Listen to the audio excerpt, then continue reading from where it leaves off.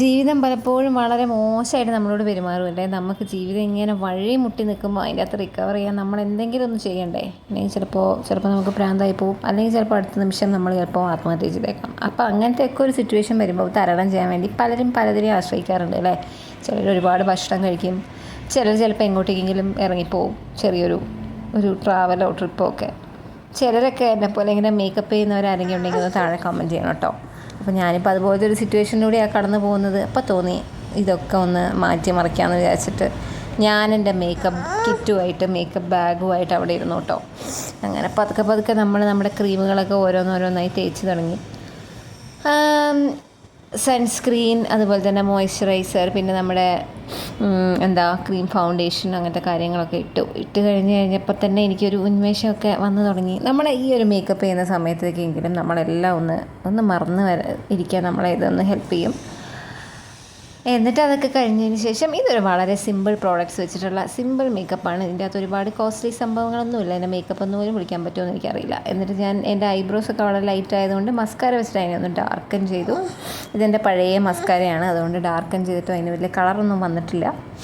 പിന്നെ അതിന് ശേഷം നമ്മുടെ ഐബ്രോ പെൻസിലൊന്ന് കൂർപ്പിച്ചിട്ട് നമ്മുടെ ഐ പെൻസിലൊന്ന് കൂർപ്പിച്ചിട്ട് നമ്മളൊന്ന് കണ്ണെഴുതി നോക്കി. കണ്ണെഴുതിയപ്പോൾ വലിയ സാറ്റിസ്ഫാക്ഷൻ ഒന്നും തോന്നാത്തത് കൊണ്ടും കുറച്ച് വേദന എടുത്തത് കൊണ്ടും വീണ്ടും നമ്മൾ വേറൊരു കണ്ണെഴുതുന്ന ഒരു സാധനം ഉണ്ടായിരുന്നു, അതെടുത്തിട്ട് ഒന്നും കൂടെ അതിൻ്റെ പുറത്തുകൂടെ ഒന്ന് എഴുതി. അപ്പോൾ ഇത് സ്മഡ്ജ് ആവാതിരിക്കാൻ വേണ്ടിയിട്ട് അതിൻ്റെ മുകളിൽ കുറച്ച് ഐലൈനറും കൂടി ഇട്ട് കൊടുക്കുന്നുണ്ട്. കണ്ണ് നല്ല അടിപൊളിയായിട്ട് മുകളിലും താഴെയും പുറത്തും അകത്തും ഒക്കെ നല്ല കാര്യമായിട്ട് തന്നെ എഴുതി കൊടുക്കുന്നുണ്ട് കേട്ടോ. അങ്ങനെ അത് സ്പ്രെഡ് ആവാതിരിക്കാൻ വേണ്ടി നമ്മുടെ ഐലൈനറും കൂടെ ഇട്ടതിന് ശേഷം നമുക്ക് പിന്നെ മുകളിലും താഴെയൊക്കെ പുറത്തുമൊക്കെ ഒന്ന് വരച്ച് കൊടുക്കാം. എന്തായാലും ഒന്ന് ആർഭാടാക്കട്ടെ. ഇത് ഞാനിവിടെ ഉദ്ദേശിക്കുന്ന ഒരു സിമ്പിൾ മേക്കപ്പ് ഒന്നുമല്ല, ഞാൻ വളരെ ഓവറായിട്ട് മേക്കപ്പ് ചെയ്യണമെന്നാണ് ഉദ്ദേശിക്കുന്നത്. പക്ഷേ എൻ്റെ കയ്യിൽ കുറച്ച് സംഭവങ്ങളേ ഉള്ളതുകൊണ്ട് നമ്മൾ ഇത്രയും ഓവറാവാനേ പറ്റുള്ളൂ. പിന്നെ അതിനുശേഷം നമ്മൾ കണ്ണിൻ്റെ കണ്ണിനെയൊക്കെ ഏകദേശം തേച്ച് മിനുക്കി ഏകദേശം നല്ലൊരു വഴിയിലാക്കി. അപ്പോഴാണ് കുറച്ച് അതിനകത്ത് കണ്ണിലൊക്കെ പോയി കുറച്ച് ട്രാജഡിയൊക്കെ ആയി. അത് പിന്നെ ശീലമാണല്ലോ. പിന്നെ അത് കഴിഞ്ഞിട്ട് നമ്മൾ പതുക്കെ മസ്കാരയൊക്കെ ഇട്ട് ആ കൺപീലികളൊക്കെ ഒന്ന് സുന്ദരമാക്കി. അത് സുന്ദരമാവുമോ ഇനി പൊട്ടിപ്പോകുമോ എന്നറിയില്ല. ഇത് കഴിഞ്ഞ് നമുക്ക് കണ്ടറിയാം. ഇതിപ്പം ഞാൻ എത്രയോ മാസങ്ങൾക്ക് ശേഷമാണ് ഇങ്ങനെയൊന്ന് മേക്കപ്പ് ചെയ്യുന്നത്. കാരണം ഭയങ്കര ഡള്ളായിട്ട് പോവാണ് ലൈഫ്, എന്താവുമെന്നൊന്നും അറിയില്ല.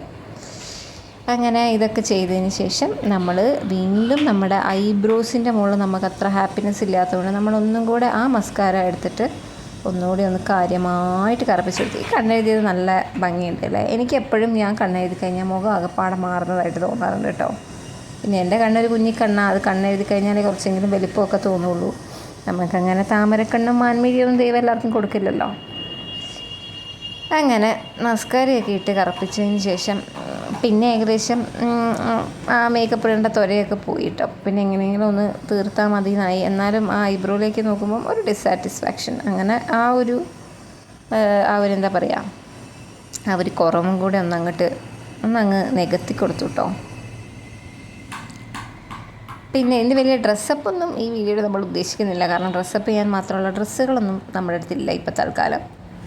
അങ്ങനെ നമ്മൾ ഇതൊക്കെ ചെയ്തതിന് ശേഷം നമ്മുടെ പുട്ടിലേക്ക് കിടക്കുകയാണ്. പുട്ട് ഞാൻ വെക്കുമ്പോൾ അതൊരു സൈഡിലേക്ക് വീഴുമെന്നൊക്കെ ഒരു പേടിയുണ്ടായിരുന്നു. പക്ഷേ എങ്ങനെയൊന്നും അടുക്കുക തന്നെ പൊട്ടൊക്കെ സക്സസ്ഫുള്ളായിട്ട് നമുക്ക് കുത്താൻ പറ്റി. അങ്ങനെ ഇതൊക്കെ കഴിയുമ്പോൾ തന്നെ ഏകദേശം മേക്കപ്പ് കഴിഞ്ഞൊരു ഫീലിംഗ് ആണ് കേട്ടോ. അപ്പോൾ ഞാൻ മേക്കപ്പൊക്കെ കഴിഞ്ഞ് ക്യാമറയിലൊക്കെ ഒന്ന് നോക്കി ചിരിച്ച് ക്യാമറ അങ്ങോട്ട് ഓഫ് ചെയ്തു. പക്ഷേ അങ്ങനെ ഓഫ് ചെയ്ത് കഴിഞ്ഞപ്പോഴാണ് നമ്മൾ എന്തോ ഒരു കാര്യം മറന്നല്ലോ എന്ന് ഓർമ്മ വന്നത്. അത് വേറൊന്നും ആയിരുന്നില്ല, ലിപ്സ്റ്റിക്കായിരുന്നു കേട്ടോ. അങ്ങനെ വേഗം ലിപ്സ്റ്റിക്കൊക്കെ എടുത്ത് ആദ്യം തന്നെ ലിപ് ബാമൊക്കെ ഇട്ട് കൊടുത്തു, നന്നായിട്ടൊന്ന് സ്പ്രെഡ് ചെയ്തു. പിന്നെ അത് കുറച്ചൊന്ന് മായ്ച്ച് കൊടുത്തതിന് ശേഷം ഞാൻ എപ്പോഴും യൂസ് ചെയ്യുന്ന ഒരു ഷെയ്ഡ് ലിപ്സ്റ്റിക്കും കൂടി ഇട്ടു. ലിപ്സ്റ്റിക്കും കൂടി ഇട്ടപ്പോൾ കുറച്ചും കൂടി ഒരു പരിപാടി മൊഞ്ചായെന്ന് തോന്നുന്നു. പിന്നെ ഇവിടെ ലൈറ്റൊക്കെ കുറവായതുകൊണ്ടാണ് ഇത് ഒരു കണ്ണിൽ കൂടുതലും മറ്റേ കണ്ണിൽ കുറവൊക്കെയാണ്. അത് ശരിക്കും വെളിച്ചത്ത് പോയി കണ്ണാടിയിലൊക്കെ നോക്കിയപ്പോഴാണ് മനസ്സിലായത് അങ്ങനെയാണെന്ന്. ഇപ്പം നമുക്ക് ലൈറ്റ് കുറവായതുകൊണ്ട് ഓക്കെ സുന്ദരി എന്നൊക്കെ വേണമെങ്കിൽ പറയാൻ തോന്നിട്ടോ. അപ്പോൾ ലിപ്സ്റ്റിക്കൊക്കെ ഇട്ട് കഴിഞ്ഞപ്പം ഏകദേശം നല്ല സന്തോഷമായി. കുറച്ച് നേരം ഞാൻ എൻ്റെ ഭംഗിയൊക്കെ നോക്കി, അപ്പം തന്നെ അതങ്ങോട്ട് കഴുകിയും കളഞ്ഞു. ഇത്രയേ ഉള്ളൂ.